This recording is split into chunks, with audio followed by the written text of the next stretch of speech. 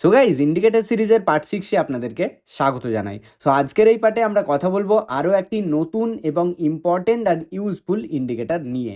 সেটা হচ্ছে পিভিট পয়েন্টস। কেননা এই পিভিট পয়েন্টস ইন্ডিকেটার আমাদেরকে ইজিলি বলে দেয় যে আমাদের কেনা শেয়ার কতটা উপরে যাবে আর আমাদের কেনা শেয়ার কতটা নিচের দিকে ফল করবে। একদমই গাইজ, আর এটার জন্য আমাদেরকে কিচ্ছু করতে হবে না, জাস্ট চার্টের মধ্যে আমরা পিভিট পয়েন্টস ইন্ডিকেটারটা লাগাবো অ্যান্ড ইজিলি বুঝতে পারবো যে আমাদের কেনা শেয়ার এতটা উপরের দিকে যেতে পারে আর এতটা নিচের দিকে নেমে যেতে পারে। তাহলে আজকের এই ভিডিওটিতে আমরা শিখবো কিভাবে পিভিট পয়েন্ট ইন্ডিকেটার কাজ করে থাকে এবং এই পিভিট পয়েন্ট ইন্ডিকেটারটিকে কাজে লাগিয়ে আমরা কিভাবে মার্কেটে ট্রেড করতে পারি। ঠিক আছে, তাহলে চলুন বেশি কথা না বাড়িয়ে শুরু করি আমরা আজকের ভিডিও।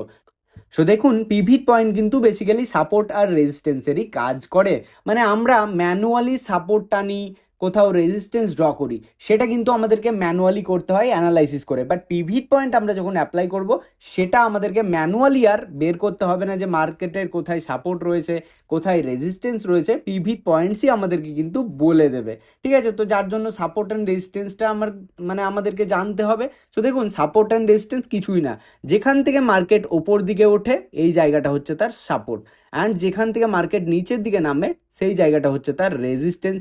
কেননা এখানে বায়ার্স রয়েছে, এই জায়গাটাতে সেলার্স রয়েছে। তাহলে আবার যদি মার্কেট ফিউচারে ওপর দিকে যায়, রেজিস্ট্যান্স লেভেল থেকে ফল করতে পারে। কত দূর ফল করবে না, এই সাপোর্ট লেভেলে এসে থামবে এবং আবার উপরের দিকে যাবে। ঠিক আছে, এটা যদি ব্রেক করে মার্কেট উপরে যায়, আবার কিন্তু নিচের দিকে ফল করবে, এটা কিন্তু তার তখন সাপোর্ট হয়ে যাবে এবং এখান থেকে কিন্তু উপরে যাবে। ঠিক আছে, তাহলে এই যে একটা রেজিস্ট্যান্স ড্র করলাম, নিচের দিকে সাপোর্ট ড্র করলাম, এগুলো কিন্তু আমাদেরকে ম্যানুয়ালি অ্যানালাইসিস করে ড্র করতে হয়। বাট আপনারা যারা বিগেনার, সাপোর্ট রেজিস্ট্যান্স ড্র করতে জানেন না, তারা সিম্পলি পিভিট পয়েন্ট ইন্ডিকেটারটিকে অ্যাপ্লাই করবেন, তাহলেই কিন্তু হয়ে যাবে।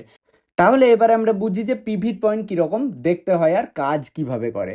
দেখুন, পিভিট পয়েন্ট সিম্পলি জাস্ট এরকম একটা মেন লাইন হয় চার্টের মধ্যে, আর পিভিট পয়েন্টের ওপরের দিকে কিছু রেড লাইন হয় এইভাবে।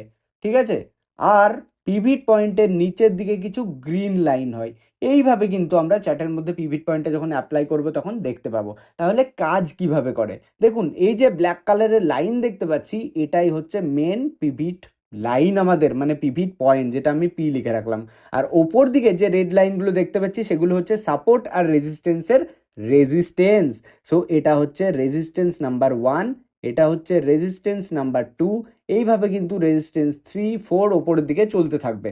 আর নিচের দিকে যে আমরা গ্রিন কালারের লাইন দেখতে পাচ্ছি, সেগুলো হচ্ছে সাপোর্ট। এটা হচ্ছে সাপোর্ট 1, এটা হচ্ছে সাপোর্ট 2, এটা হচ্ছে সাপোর্ট 3। এইভাবে কিন্তু আমরা নিচের দিকে দেখতে পাবো সাপোর্টকে, আর ওপরের দিকে দেখতে পাবো আমরা রেজিস্ট্যান্সকে। আর মিডলে যে লাইনটা আমরা ব্ল্যাক কালারের পাচ্ছি, দিস ইজ আমাদের কি পিভিট পয়েন্ট লাইন। এবারে বুঝুন যে পিভিট পয়েন্টের ওপরে যদি মার্কেট থাকে, ঠিক আছে, ওপরে ধরুন মার্কেট চলতে লাগলো এইভাবে, তাহলে জানবেন পিভিট পয়েন্টের ওপরে যদি প্রাইস চলে, সেদিন কিন্তু বাজারে বুলিশ মার্কেট চলছে। আর যদি পিভিট পয়েন্টের নিচের দিকে মার্কেট চলে, তাহলে জানবেন সেদিন কিন্তু বেয়ারিশ মার্কেট চলছে। মানে প্রাইস যদি পিভিট পয়েন্টের ওপরে থাকে বুলিশ মার্কেট, প্রাইস যদি পিভিট পয়েন্টের নিচে থাকে তাহলে বেয়ারিশ মার্কেট। তো দেখুন, আমরা ধরে নিচ্ছি যে প্রথমে মার্কেট ওপর দিকে চলছে, তাহলে কতটা উপর দিকে যাবে না, যেখানে রেজিস্ট্যান্স 1 থাকবে, এখান থেকে কিন্তু নিচের দিকে রেজিস্ট্যান্স ফেস করে আসবে। ওকে, তো দেখুন এখান থেকে আবার যদি মার্কেট ওপরের দিকে যেতে চাই এবং ধরুন রেজিস্ট্যান্স 1কে ব্রেক করে মার্কেট ওপরে গেল, তাহলে আমরা কিভাবে বুঝবো যে মার্কেট কোথা থেকে ফল ব্যাক করতে পারে বা আমাদের টার্গেট কত দূর হতে পারে? টার্গেট হবে আমাদের রেজিস্ট্যান্স 2, মানে এই লাইনটা। ঠিক আছে, তো দেখুন এগুলো কিন্তু কোনো লাইন নয় অ্যাকচুয়ালি, এগুলো আমরা জোন বলতে পারি। মানে এক্স্যাক্ট যে এই লাইন থেকে ফিরবে তাও নয়, একটু উপর থেকে ফিরতে পারে বা একটু নিচ থেকেও কিন্তু নিচের দিকে নামতে পারে। ঠিক আছে, তো ধরুন নিচের দিকে নামলো অ্যান্ড এখান থেকে কিন্তু সাপোর্ট নিল, কেননা এটা এখন সাপোর্ট হয়ে গেছে। তো আবার যদি ওপরে যাই, তাহলে রেজিস্ট্যান্স 3 অবধি কিন্তু ওপরে যেতে পারে। ঠিক আছে, তো এইভাবে কিন্তু আমরা টার্গেট সেট করতে পারবো যে কেউ যদি ধরুন এই সমস্ত জায়গাগুলোতে কিনেছেন, আপনারা রেজিস্ট্যান্স 1-এ ফার্স্ট টার্গেট দেবেন, রেজিস্ট্যান্স 2-এ দেবেন সেকেন্ড টার্গেট, অ্যান্ড রেজিস্ট্যান্স 3-তে দেবেন থার্ড টার্গেট। এইভাবে রেজিস্ট্যান্স 4, রেজিস্ট্যান্স 5 কিন্তু টার্গেট বাড়াতে পারেন। এবারে ধরুন মার্কেট নিচের দিকে চলছে পিভিট পয়েন্টের, মানে বেয়ারিশ মার্কেট, কেউ শর্ট সেল করছেন বা পি সাইডে ট্রেড নিয়েছেন, তাহলে ধরুন এখান থেকে যদি আবার উপর দিকে যাই, কেননা সাপোর্ট 1 রয়েছে, ঠিক আছে, তো এখান থেকে ধরুন সাপোর্ট 1কে ব্রেক করে পরবর্তীতে নিচের দিকে নামতে লাগলো, কত দূর যাবে না আপনারা বলবেন সাপোর্ট 2 অবধি যাবে, কেননা এখানে পিভিট পয়েন্টের সাপোর্ট রয়েছে। সো এখান থেকে মার্কেট ধরুন উপরে গেল অ্যান্ড আবার ফিউচারে মার্কেট সাপোর্ট 2কেও ব্রেক করে দিল, তাহলে মার্কেট কত দূর ফল করতে পারে না সাপোর্ট 3 যেখানে আছে, ঠিক আছে, তাও সাপোর্ট 3 অবধি ফল করতে পারে, ঠিক আছে। তো এইভাবেই কিন্তু আমাদেরকে পিভিট পয়েন্ট ইন্ডিকেট করে দেয় যে কত দূর মার্কেট ওপরে যাবে আর কত দূর মার্কেট নিচের দিকে ফল করবে, ঠিক আছে। তো রেজিস্ট্যান্স 1, রেজিস্ট্যান্স 2, রেজিস্ট্যান্স 3, এইভাবে ওপর দিকের আমরা রেজিস্ট্যান্স পাবো আর নিচের দিকে সাপোর্ট 1, সাপোর্ট 2, সাপোর্ট 3, এইভাবে নিচের দিকে সাপোর্ট পাবো, ঠিক আছে। তো এটাই বেসিক্যালি হচ্ছে পিভিট পয়েন্টসের কাজ। তো এটা জেনে রাখুন, পিভিট পয়েন্টের ওপরে মার্কেট চললে আমরা সেদিন কেনার কথা ভাববো, আর পিভিট পয়েন্টের নিচের দিকে মার্কেট চললে আমরা সেদিন বিক্রি করার কথা ভাববো। আর টার্গেট কিভাবে ফিক্স করব, রেজিস্ট্যান্স 1, রেজিস্ট্যান্স 2, রেজিস্ট্যান্স 3, এগুলো আমাদের টার্গেট হবে, আর স্টপ লস হবে সাপোর্ট 1, সাপোর্ট 2, সাপোর্ট 3, এগুলো আমাদের স্টপ লস হবে। তাহলে এবার চার্টের মধ্যে আমরা অ্যাপ্লাই করে বুঝি। দেখুন আমরা চার্টের মধ্যে কিভাবে অ্যাপ্লাই করব না, আমরা ইন্ডিকেটরে চলে যাব অ্যান্ড এখানে আমরা সার্চ করব পিভিট পয়েন্টস, ঠিক আছে। তো দেখুন এখানে অনেক টাইপসের অপশন আছে, কনফিউজ হওয়ার কিছু নেই। পিভিট পয়েন্ট যে স্ট্যান্ডার্ড রয়েছে সেকেন্ড অপশন, এটাকে আমরা চার্টের মধ্যে অ্যাপ্লাই করে নেব। দেখুন এই যে আমরা দেখতে পাচ্ছি লাইন চলে এসছে, তাই না, এই যে আমরা দেখতে পাচ্ছি লাইন চলে এসছে। সো এখানে আমরা প্রথম জিনিস জানতে হবে সেটা হচ্ছে টাইম ফ্রেম, কোন টাইম ফ্রেমে আমরা কাজ করব। সো দেখুন যেহেতু আমরা ট্রেডিংয়ের কথা বলছি তাই আপনি 5 মিনিটস আর 15 মিনিটসের টাইম ফ্রেম ধরেই কাজ করতে পারেন। সো আমরা বোঝানোর জন্য 15 মিনিটসে এখন আপনাদেরকে বোঝাচ্ছি, ঠিক আছে। সো দেখুন 15 মিনিটসে কিন্তু আমরা এরকম একটা লাইন দেখতে পাচ্ছি। সো আমাদের তাহলে কাজ কি হবে, দেখুন এটা হচ্ছে আজকের মার্কেট, ঠিক আছে, আজকে 2 তারিখ মার্কেট চলছে এটা, তো এটার উপরে আমরা অ্যানালাইসিস করছি। সো দেখুন পিভিট পয়েন্টে এসে আমাদেরকে কিছু সেটিং চেঞ্জ করতে হবে। ওপরে এই যে সেটিংয়ের অপশন পাচ্ছি, এখানে আমরা যাব অ্যান্ড ইনপুটসে আমরা চলে আসবো, জাস্ট ওপর দিকে তুলবো অ্যান্ড এখানে যে কালারগুলো দেখতে পাচ্ছি, দেখুন প্রত্যেকটা কালার কিন্তু একই রয়েছে, আমাদের বুঝতে অসুবিধা হচ্ছে, যার জন্য আমরা কি করব, সিম্পলি যে পিভিট পয়েন্টের মেন ইন্ডিকেটর রয়েছে সেটাকে আমরা ব্লু করে নিলাম বোঝার জন্য, আর সাপোর্টগুলোকে আমরা কিন্তু গ্রিন করে নিচ্ছি, ঠিক আছে, সাপোর্টগুলোকে প্রপার গ্রিন করে নিচ্ছি পুরোটাই। দেখুন S5 অব্দি রয়েছে, আর এখানে রেজিস্ট্যান্সগুলোকে আমরা রেড করে নিচ্ছি যাতে আমাদের বুঝতে সুবিধা হয়। আপনি চাইলে এগুলো রেখেও দিতে পারেন, রাইট। দেখুন ব্যাস, আর আমরা কিচ্ছু চেঞ্জ করবো না, সিম্পলি ওকে করে দেবো।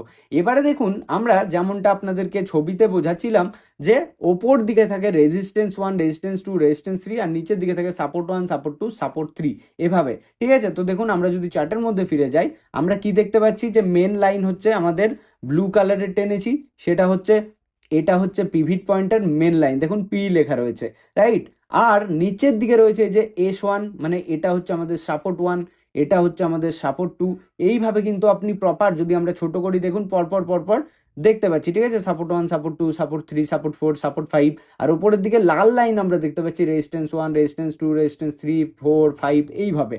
তাহলে আমাদেরকে কি বলেছি বা আমরা কি জেনেছি যে পিভিট পয়েন্টের নিচে যদি মার্কেট চলে, এটা হচ্ছে পিভিট পয়েন্ট আজকের, তাহলে দেখুন নিচে খুলেছে মার্কেট, তাহলে আমরা কি জানবো, আজকে কিন্তু মার্কেট বেয়ারিশই থাকবে যতক্ষণ না পিভিট পয়েন্টের ওপরে যাবে না মার্কেট, ঠিক আছে। তো দেখুন আজকে কিন্তু পিভিট পয়েন্টের মধ্যেই কিন্তু ছিল, মানে নিচে ছিল, এই যে শেয়ারের কথা আমরা বলছি ফর অ্যান এক্সাম্পল, রাইট। তো এই হচ্ছে ব্যাপার। এবারে আমরা যদি আরো আগের এক্সাম্পল দিয়ে আপনাদেরকে বোঝাই, এখানে ধরুন এখানে কি হয়েছে না 1 জুনে আমরা দেখতে পাচ্ছি এই শেয়ারটি পিভিট পয়েন্ট হচ্ছে এটা, পিভিট পয়েন্টের নিচে ওপেন হচ্ছে, মানে আমরা কি জানি সেই শেয়ারটিতে আজকে বেয়ারিশ ট্রেন্ড চলতে পারে, মানে কেনার কথা ভাবলে হবে না, ওকে। সো দেখুন এটা কিন্তু নিচের দিকে ফল করলো, কোথা থেকে ব্যাক করলো ফল করে না সাপোর্ট 1-এর কাছ থেকে। দেখুন এখান থেকে একবার আমরা হাইক পেয়েছি, তাহলে আবার দেখুন সাপোর্ট 1-কে ব্রেক করলো, তাহলে আমরা কি জানি সাপোর্ট 1-কে যদি ব্রেক করে কোথায় এবার সাপোর্ট পাবে, সাপোর্ট 2-এর কাছে, এইটা হচ্ছে সাপোর্ট 2-এর লাইন।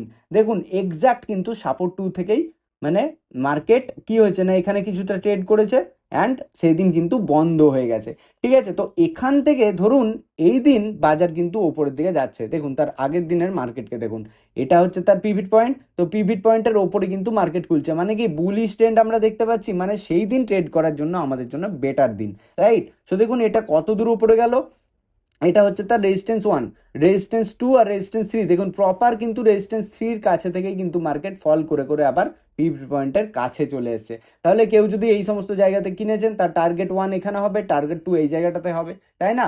তাহলে কি পিভট পয়েন্ট আমাদেরকে বুঝতে সাহায্য করছে যে বাজার কতটা উপরের দিকে যাবে আর বাজার কতটা নিচের দিকে যাবে। তাহলে কি যখন বাজার পিভট পয়েন্টের উপরে থাকবে তখন উপরে যাবে, কত দূর যাবে? রেজিস্ট্যান্স 1 অবধি, তারপরে গেলে রেজিস্ট্যান্স 2 অবধি।